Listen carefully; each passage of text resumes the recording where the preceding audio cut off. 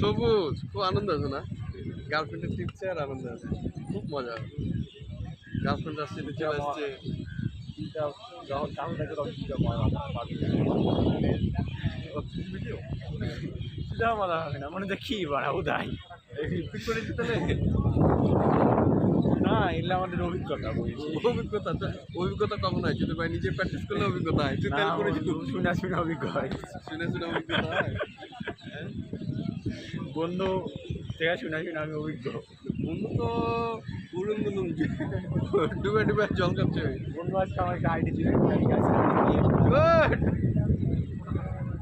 সবুজ মানে সবারই প্রেম করা দিচ্ছে, আমার করা দিচ্ছে না।